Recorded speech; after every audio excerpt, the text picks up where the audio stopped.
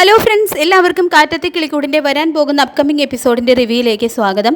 അങ്ങനെ മദ്യപിച്ച് ലക്കുകെട്ടെത്തിയ സുധീഷ് ബെഡ്റൂമിൽ കയറി നിധിയോട് അപമര്യാദയായിട്ട് പെരുമാറുകയും സുഭാഷും അനിയന്മാരും ചേർന്ന് സുധീഷിനെ അവിടെ നിന്ന് അടിച്ചു പുറത്താക്കുകയും ചെയ്യുന്നു. ഓഫീസിൽ പിറ്റേന്ന് പോയ നിധി കിളിക്കൂട്ടിൽ നിന്നും ഒരു ഹോസ്റ്റലിലേക്ക് മാറി താമസിക്കാനായിട്ട് തീരുമാനിക്കുന്നുണ്ട്. സുഭാഷ് ആണെങ്കിലും നിധിക്ക് വേണ്ട എല്ലാ സഹായങ്ങളും ചെയ്തു കൊടുക്കുന്നു. ഭാസ്കരന്റെ വാക്കുകൾ കേട്ടാണ് സുധീഷ് അങ്ങനെ പെരുമാറിയതെന്ന് നിധി പിന്നീട് മനസ്സിലാക്കുന്നുണ്ട്. ഇക്കാര്യം ഭാസ്കരൻ പറഞ്ഞു കൊടുത്ത ഐഡിയ ആണ്. തുടർന്ന് ഭാസ്കരൻ നിധിയോട് തുറന്നു പറയുകയും ക്ഷമ പറയുകയും ചെയ്യുന്നു. ശേഷം എല്ലാവരുടെയും വാക്കുകളും നിർബന്ധവും കാരണം നിധി കിളിക്കൂട്ടിലേക്ക് തന്നെ മടങ്ങി വരുന്നുണ്ട്. ഒരു ദിവസം നികേഷും ഹരീഷും നിധിയും സംസാരിച്ചുകൊണ്ടിരുന്നപ്പോൾ എനിക്ക് പനി ആയതുകൊണ്ടാണ് ഏട്ടത്തി തിരിച്ചു വന്നതെന്ന് നികേഷ് പറയുമ്പോൾ ഇത് കേട്ട് അതൊന്നും അല്ല, കാരണം എനിക്കറിയാമായിരുന്നു നിധി തിരിച്ചു വരുമെന്ന് എന്ന് ഇവരുടെ സംസാരം കേട്ടുകൊണ്ടിരുന്ന സുധീഷ് പറയുന്നുണ്ട്. എന്നോട് ദേഷ്യപ്പെട്ട് നിധി ഇവിടെ നിന്ന് പോയെങ്കിലും നിധി ഇതുവരെ താലി അഴിച്ചു വെച്ചിട്ടില്ലെന്ന് പറയുന്നുണ്ട് കേട്ടോ സുധീഷ്. ദേഷ്യപ്പെട്ട് പോയതാണെങ്കിൽ താലി ഊരി വെച്ചല്ലേ പോകും. അപ്പോഴേ എനിക്കറിയാം നിധി തിരിച്ചു വരുമെന്ന് പുഞ്ചിരിയോടെ നിധിയോട് സുധീഷ് ചോദിക്കുമ്പോൾ എന്താ കറക്റ്റ് അല്ലേന്നും സുധീഷ് ചോദിക്കുമ്പോൾ പെട്ടെന്ന് തന്നെ നിധി സുധീഷ് കെട്ടിയ ആ താലി അഴിക്കുന്നുണ്ട്. എല്ലാവരും ഞെട്ടലോടെ നിധിയെ നോക്കുന്നു. സുധീഷ് അത് വിശ്വസിക്കാനാകാതെ അവിടെ എന്നും എഴുന്നേൽക്കാണ്. എന്നിട്ടിത് സുധീഷിന്റെ അമ്മയുടെ താലിയല്ലേ എന്നും ഇത് സൂക്ഷിച്ച് വെച്ചോ എന്നും പറഞ്ഞുകൊണ്ട് സുധീഷിന്റെ കയ്യിൽ കൊടുക്കുകയാണ്. ഇതെന്താ നിധി താലിമാല ഊരി എൻ്റെ കയ്യിൽ തന്നെയെന്ന് സുധീഷ് ചോദിക്കുമ്പോൾ ഈ താലിമാലയുടെ കാര്യം പറഞ്ഞല്ലേ സുധീഷ് ഇത്ര നേരം ലെക്ചർ അടിച്ചത്. എന്തായാലും സുധീഷ് പറഞ്ഞ കാര്യം കൊണ്ടൊന്നുമല്ല ഈ താലി ഞാൻ കഴുത്തിലിട്ടത്. എൻ്റെ മനസ്സിൽ ഇത് നല്ല ഡിസൈനിലുള്ള ഒരു ചെയിനായിരുന്നു. ഇനി ഇത് സുധീഷ് തന്നെ വെച്ചോ. പിന്നെ ഇത് ഗോൾഡ് ആണ്, അവിടെയും ഇവിടെയും കൊണ്ടിട്ട് കളയരുതെന്ന് പറയുകയാണ് കേട്ടോ നിധി. അങ്ങനെ നിധി അകത്തേക്ക് പോയതിന് ശേഷം അവൾ ഇത് അഴിച്ചു തരുമെന്ന് വിചാരിച്ചില്ല എന്നും നീ ഒരു കാര്യം ശ്രദ്ധിച്ചോ എന്നും നികേഷിനോട് സുധീഷ് പറയുന്നുണ്ട്. ഈ താലി അഴിച്ചു തരുമ്പോൾ അവൾ ഒരു കാര്യം പറഞ്ഞില്ലേ, ഇത് സൂക്ഷിച്ചു വെക്കണമെന്ന്. പിന്നെ എപ്പോഴെങ്കിലും ഇത് തെരിച്ചു ആകാനാകില്ലേ എന്ന് സുധീഷ് പറയുമ്പോൾ അങ്ങനെയല്ല, സ്വർണ്ണ ചെയിനാണ്, വിറ്റ് തുലയ്ക്കരുതെന്ന് കരുതി പറഞ്ഞതാണ്. കൂടാതെ നമ്മുടെ അമ്മയുടെ താലി ചെയിനല്ലേ, അത് സൂക്ഷിച്ചു വെക്കണമെന്ന് വിചാരിച്ച് പറഞ്ഞതാണ്. ആ അർത്ഥത്തിലാണ് പറഞ്ഞതെന്ന് പറയുന്നുണ്ട് ഹരീഷ്. അതിനുശേഷം ആകെ വിഷമത്തോടെയും ദേഷ്യത്തോടെയും പുറത്തിറങ്ങിയ സുധീഷ് താലി അഴിച്ച് നിധി സുധീഷിന് കൊടുത്ത കാര്യമൊക്കെ ഓർക്കുന്നു. താലി അഴിച്ചു തന്നാൽ എല്ലാം അവസാനിച്ചു എന്നാണോ അർത്ഥം? ഒന്നും അവസാനിച്ചിട്ടില്ല. നിധി ഈ താലി അണിയുന്നത് വരെ എൻ്റെ കഴുത്തിൽ കിടക്കട്ടെ എന്ന് പറഞ്ഞുകൊണ്ട് സുധീഷ് ആ താലിമാല തൻ്റെ കഴുത്തിലിട്ട് പുറത്തേക്ക് പോകുകയാണ്. തുടർന്ന് വളരെ വിഷമത്തോടെ തോമസ് ചേട്ടൻ അരികിൽ വന്നിരിക്കുകയാണ് സുധീഷ്. തോമസ് ചേട്ടൻ കാര്യം അന്വേഷിക്കുമ്പോൾ ഈ താലിയുടെ പ്രാധാന്യം എന്താണെന്ന് സുധീഷ് ചോദിക്കുന്നു. എടാ, താലി വളരെ പ്രാധാന്യമുള്ളതാണ്. താലിയില്ലാതെ കല്യാണം കഴിക്കാൻ പറ്റില്ലല്ലോ. ഈ താലിക്ക് പെണ്ണുങ്ങൾ കൊടുക്കുന്ന മതിപ്പ് എന്താ? എടാ, എൻ്റെ അമ്മയൊക്കെ താലിക്ക് വലിയ പ്രാധാന്യമാണ് കൊടുക്കുന്നത്. താലിയുടെ കൊളുത്ത് ചെറുതായിട്ടൊന്ന് പൊട്ടിയപ്പോൾ തന്നെ അമ്മയ്ക്ക് വലിയ ആധിയായിരുന്നു. എൻ്റെ ഭർത്താവിന് എന്തെങ്കിലും സംഭവിക്കുമെന്നാണ് അവരുടെ വിചാരം. ഇങ്ങനെയൊക്കെ പെണ്ണുങ്ങൾ ആലോചിക്കാറുണ്ടല്ലേ എന്ന് സുധീഷ് ചോദിക്കുമ്പോൾ അതേന്ന് പറയാണ് തോമസ് ചേട്ടൻ. ചേട്ടനറിയോ, അങ്ങനെ മഹത്വം കൽപ്പിക്കേണ്ട ഒന്നാണ് അവൾ പുല്ലുപോലെ വലിച്ചെറിഞ്ഞത്. അതവൾ എൻ്റെ കയ്യിൽ വെച്ച് തന്നു എന്ന് പറയാണ് കേട്ടോ. നിങ്ങളുടെ ഇടയിൽ എന്നും പ്രശ്നങ്ങളാണല്ലോ എന്ന് തോമസ് ചേട്ടൻ പറയുമ്പോൾ അതേ തോമസ് ചേട്ടാ, താലി അഴിച്ചു പോയത് എനിക്ക് താങ്ങാൻ കഴിയുന്നില്ല എന്ന് പറയുമ്പോൾ ഇത് കേട്ട് തോമസ് ചേട്ടൻ ചിരിക്കുമ്പോൾ എൻ്റെ ഈ ട്രാജഡി സ്റ്റോറി കേട്ട് തോമസ് ചേട്ടൻ ചിരിക്കുകയാണോ? ചിരിക്കാതെ ഞാൻ എന്താ ചെയ്യുന്നത്? നിനക്കറിയോ, ഞാനും ഭാര്യയും വഴക്ക് കൂടിയാൽ ആദ്യം അവൾ എന്താ ചെയ്യുന്നതെന്ന്? ആ താലി ഊരി എൻ്റെ മുഖത്തേക്ക് വലിച്ചെറിയും. സ്വർണ്ണമായതുകൊണ്ട് സൂക്ഷിച്ചു വെക്കണമെന്നും പറയും. ഞാനതെടുത്ത് എൻ്റെ കഴുത്തിലിടും. അതിൻ്റെ ഒരു സെൽഫി എടുത്ത് ഭാര്യയ്ക്ക് അയച്ചു കൊടുത്താലേ അവൾക്ക് സമാധാനമാകൂ എന്ന് തോമസ് ചേട്ടൻ പറയുന്നത് സത്യമാണോ? ഇടയ്ക്കിടെ താലി അഴിക്കാറുണ്ടോ? നീ ഇത് ഏത് കാലത്താണ് ജീവിക്കുന്നത്? താലി തൊട്ട് തൊഴുത് ജീവിക്കുന്ന പെണ്ണുങ്ങളൊക്കെ എൻ്റെ അമ്മയുടെ കാലത്തായിരുന്നു. ഇപ്പോൾ അങ്ങനെയുള്ള സ്ത്രീകളൊന്നുമില്ല. അങ്ങനെ ഓരോന്ന് പറഞ്ഞ് തോമസ് ചേട്ടൻ സുധീഷിനെ ആശ്വസിപ്പിക്കുന്നുണ്ട്. എനിക്കെന്തോ അവൾ എന്നെ വലിച്ചെറിഞ്ഞ ഫീലാണ് തോന്നുന്നതെന്ന് സുധീഷ് പറയുമ്പോൾ കല്യാണം കഴിഞ്ഞ പകുതി പേരും ഇപ്പോൾ താലിയും സിന്ദൂരവും ഒന്നും അണിയാറില്ല.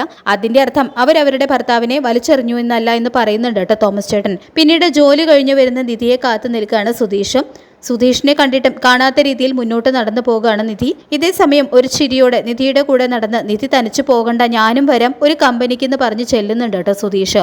ഹലോ, ഒരുപാട് സീൻ ഉണ്ടാക്കണ്ട. എന്താ നിധി, ഇത് ഞാൻ നിധിയോട് സംസാരിക്കണമെന്ന് കരുതി വന്നതുപോലെയാണല്ലോ സംസാരിക്കുന്നത്. ഞാൻ സുധീഷിനോട് സംസാരിക്കണമെന്ന് കരുതിയിരിക്കുകയായിരുന്നു. വീട്ടിൽ വെച്ചാൽ സംസാരിച്ചാൽ ശരിയാകില്ല, നമുക്ക് വേറെ എവിടെയെങ്കിലും പോയിരുന്ന് സംസാരിച്ചാലോ എന്ന് നിധി പറയുമ്പോൾ അതിനെന്താന്ന് പറയുന്നുണ്ട് കേട്ടോ സുധീഷ്.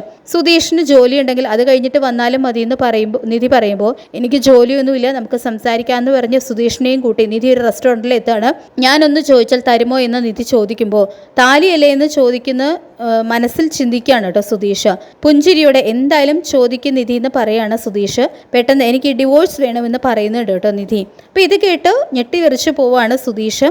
മനസ്സിലായില്ല എന്ന് ഷോക്കോടെ സുധീഷ് വീണ്ടും പറയുമ്പോൾ സുധീഷിന് ഇത് ഷോക്കേണ്ട കാര്യമൊന്നുമില്ലല്ലോ, നമ്മൾ നേരത്തെ ഇതിനെക്കുറിച്ച് സംസാരിക്കുകയും അഡ്വക്കേറ്റിനെ പോയി കണ്ടതും ആണല്ലോ എന്ന് പറയുന്നുണ്ട് നിധി. അന്ന് നമ്മൾ അത് അവസാനിപ്പിച്ചതല്ലോ എന്ന് സുധീഷ് പറയുമ്പോൾ, ഇന്ന് എൻ്റെ കയ്യിൽ ID പ്രൂഫ് ഉണ്ട്, അതുകൊണ്ട് അതിന് അപ്ലൈ ചെയ്യാൻ പറ്റുമല്ലോ.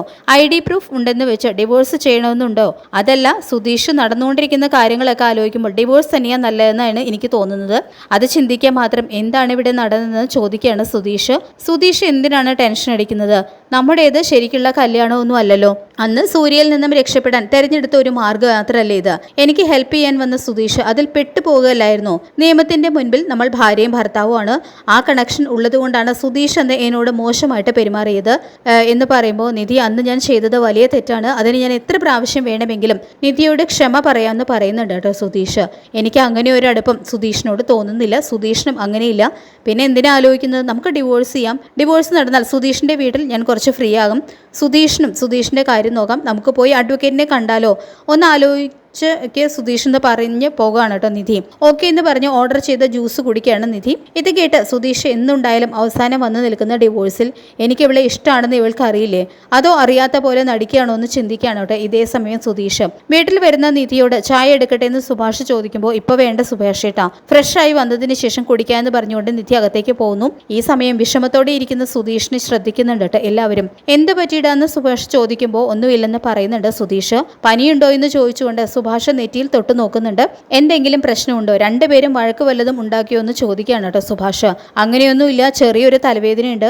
തലവേദനയോ? ഞാൻ കോഫി ഉണ്ടാക്കി കൊണ്ടുവരട്ടെ എന്ന് പറയുന്നുണ്ട് സുഭാഷ്. അതൊന്നും വേണ്ട എന്ന് പറയുന്ന സുധീഷിനെ തന്നെ നോക്കി നിൽക്കുകയാണ് കേട്ടോ സുഭാഷ്. പിന്നീട് രാത്രി ഉറങ്ങാതെ കിടക്കുന്ന സുധീഷിനോട് എന്ത് പറ്റിയെന്ന്, ഇന്ന് വന്നപ്പോൾ മുതൽ വിഷമത്തിലാണോ എന്നും പറയുന്നുണ്ട്. എന്തോ നടന്നിട്ടുണ്ട്, അതാണ് സുധീഷ് ചേട്ടൻ ഇങ്ങനെ കിടക്കുന്നത്. എന്താന്ന് പറയാതെ ഉറങ്ങാൻ പറ്റില്ലെന്ന് പറയുന്നുണ്ട് ഹരീഷ്. സുധീഷേ, എന്താടാ, എന്ത് കാര്യമായാലും പറയുന്നുണ്ട് സുഭാഷും. എനിക്ക് എന്തെങ്കിലും പ്രശ്നമുണ്ടെന്ന് പറഞ്ഞ് തന്നെ നിങ്ങൾ വിഷമിച്ച് എനിക്ക് വേണ്ടി ഒന്നും ചെയ്യില്ലല്ലോ, പിന്നെ എന്തിനാ ഇങ്ങനെ ചോദിക്കുന്നതെന്ന് പറയുന്നുണ്ട്. പറയൂ സുധീഷ് ചേട്ടാ ഒന്നുകൂടെ ഹരീഷ് ചോദിക്കുമ്പോൾ, അവൾ എന്നെ പുറത്തു കൊണ്ടുപോയി എന്താ ചോദിച്ചതെന്നറിയോ? ഡിവോഴ്സ്. എന്താ പെട്ടെന്ന് അങ്ങനെ ആവശ്യപ്പെടാൻ കാരണം എന്ന് ഹരീഷ് ചോദിക്കുമ്പോൾ, പെട്ടെന്നൊന്നുമല്ല മേഡത്തിന്, അതൊരു കല്യാണമല്ലല്ലോ, പെട്ടെന്നെല്ലാം അവസാനിപ്പിക്കണമെന്ന്. അയ്യോ, അപ്പോൾ ഏട്ടത്തി ഇവിടെ നിന്ന് പോകുമെന്ന് നികേഷ് ചോദിക്കുമ്പോൾ, സൂപ്പർഡാ, നിനക്ക് എൻ്റെ കാര്യത്തിൽ വിഷമില്ല, അവളിവിടെ നിന്ന് പോകുന്ന കാര്യത്തിൽ വിഷമെന്ന് പറയുകയാണ് സുധീഷ്. എടാ, അങ്ങനെയല്ല, അവളിവിടെ ഉണ്ടായാലല്ലേ ഒരു ദിവസം നിങ്ങൾ ഒന്നിക്കൂ, അതുകൊണ്ട് അവളിവിടെ ഉണ്ടായേ പറ്റൂ. നിധി ഇവിടെ നിന്ന് പോകാൻ പാടില്ലെന്ന് പറയുന്നുണ്ട് സുഭാഷ്. അവൾക്ക് ഡിവോഴ്സ് വേണം, പക്ഷേ ഞാൻ അവൾക്ക് ഡിവോഴ്സ് കൊടുക്കില്ല. അവളെ ഞാൻ ആർക്കും വിട്ടുകൊടുക്കില്ല. ഞാൻ അവളെ സംരക്ഷിക്കുന്നത് പോലെ മറ്റാർക്കും അവളെ സംരക്ഷിക്കില്ല. ഞാൻ അവൾക്ക് എന്തും ചെയ്തു കൊടുക്കും. അവളത് മനസ്സിലാക്കുന്നില്ലല്ലോ. ഒരു ദിവസം ഞാൻ അവളോട് അത് പറയും. അവൾക്ക് അത്ര ഈസി ആയിട്ടൊന്നും എന്നെ വിട്ട് പോകാൻ പറ്റില്ല. നിങ്ങൾ നോക്കിക്കോ, 6 മാസത്തിനുള്ളിൽ ഫെബ്രുവരി 14 അവൾ എന്നെ പ്രപ്പോസ് ചെയ്യിപ്പിക്കും ഞാൻ എന്ന് പറയുന്നുണ്ട് കേട്ടോ സുധീഷ്. നിങ്ങൾക്കാർക്കും വിശ്വാസം തോന്നുന്നില്ലായിരിക്കും, പക്ഷേ എനിക്ക് എന്നെ വിശ്വാസമാണ്, എൻ്റെ പ്രണയത്തിൽ വിശ്വാസമാണ്.